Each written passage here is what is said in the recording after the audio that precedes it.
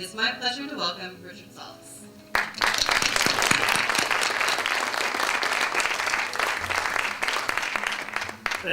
Thanks, Lisa.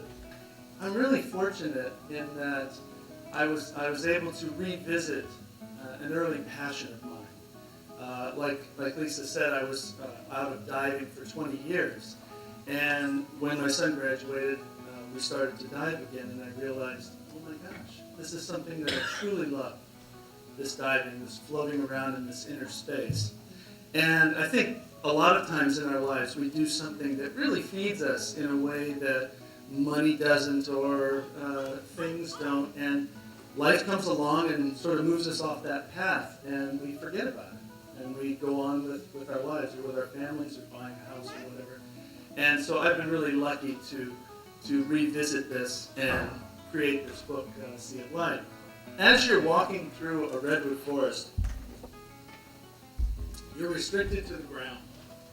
You can't go up.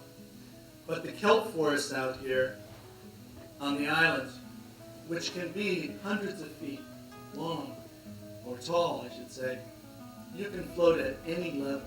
And there's different types of animals at every level of the kelp. And this kelp is the fastest growing plant in the world. It can grow up to 2 feet a day, really fast. And it's just beautiful. It's kind of where I just can sit and almost meditate. Yeah, turn these lights down. And then just when you think it's the most beautiful scene you've ever seen, life shows up. And life out here is very abundant. There is a thing called upwelling, which brings the nutrient-rich cold water, another reason for the 46 degrees, up to the surface and feeds all of the life up at the upper part of the surface. And one of the things that I learned a lot of life lessons from the animals that I've photographed. And one of the things with these guys is about acceptance, because I'm really the intruder. I'm the one that comes in unannounced and uninvited, yet they let me swim amongst them. They let me sort of be in this flow of life in this school, and I don't even have to take a tester. It's really nice. So to show you some of the abundance of life, this is just a small piece of reef. And you can take your little finger, but you can put it down anywhere on this reef, and there's nowhere on this reef where you won't bother another creature or another little animal on this. And I don't know anywhere on land, certainly, that has this much packed life of different organisms. You know, I think that, again, on that sort of one world to another, I wonder how interested they are in me. You know, he just sort of sat there, or floated there, I should say, and for the longest time. And we just sat there looking at each other. You know, I think one of the things I'd like to do is to influence people to a different way of thinking about fish. I think most people see fish in maybe an aquarium going back and forth, sort of a mindless being. Or, oh, you know, I just got my plate and I'm going to eat dinner. Here's this fish. But my experience with these guys has been really personal. I think sometimes they're from different areas. I think this guy's from Hollywood. And he's sort of saying, no, Richard, this is my good side. And every time I moved around, he would still move. No, this is my good side, not that side, you know. So why does he do that? I don't know. You know, I can only guess. I think probably most things are that way. You can only find out what your own perception is, you know, what your own experience is, and then explain it that way. A lot of it, and a lot of photography, is the decisive moment. And for this particular one, that was the decisive moment. And you probably will never see another photograph like that, because it may never happen again. Or maybe it's happening right now and nobody's there to get it. Another lesson. These little guys are called Spanish shawl. They're very beautiful. They're super purple and this, you know, great orange gills there. And so every time you see them, you think, oh, I gotta photograph that. You know, it's so beautiful. And I've photographed it a lot of times. So I saw this one again. And I think, another one. Here's another one. So, okay, I'll photograph it. So I go down and I photograph him. But what this guy has that none of my other pictures have are both his eyes showing right there. Those two black dots. Now, I had never seen that before. for years, I have never seen those two dots before.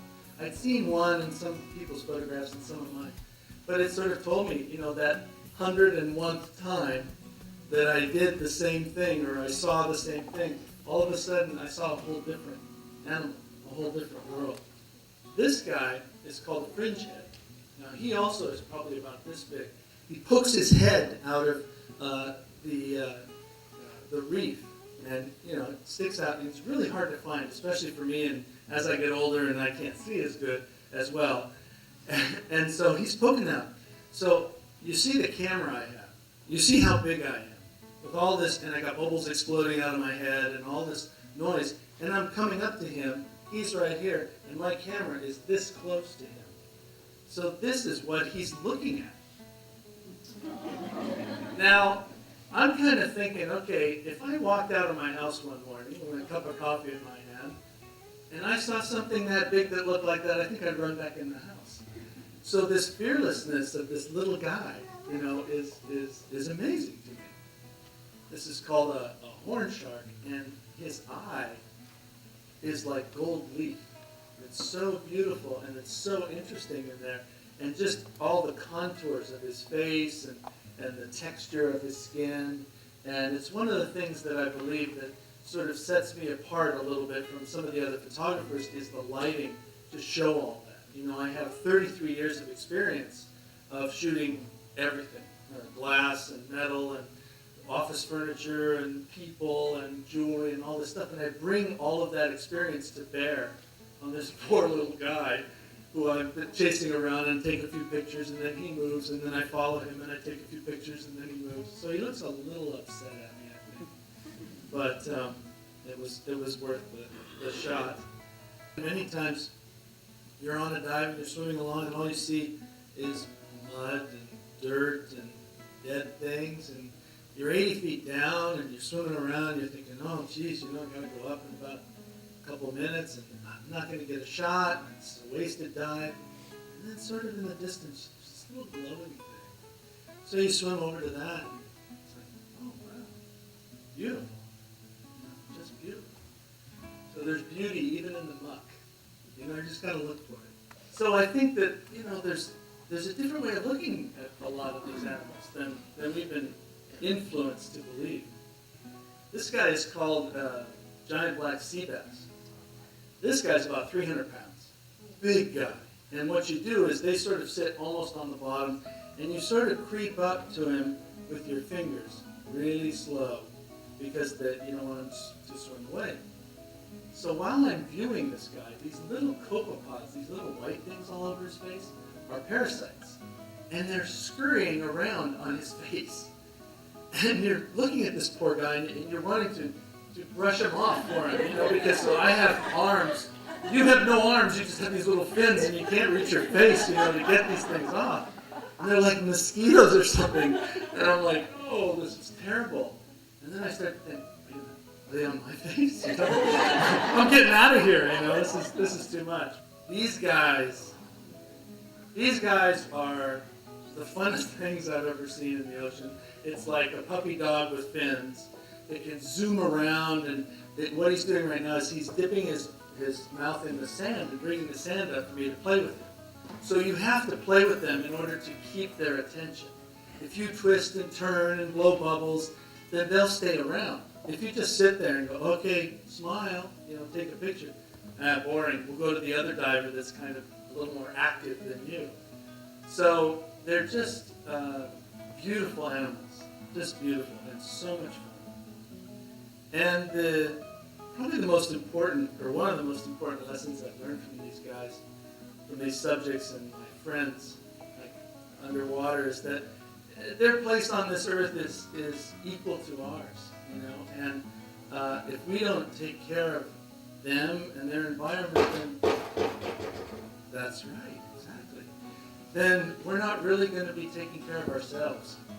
And they're just, incredible beings, and I hope that I've sort of shown you a little different perspective of these guys. And they're just, they're so smart that they even sort of wave goodbye. And I just want to say from them and from me, thank you so much for coming here and watching this and being here.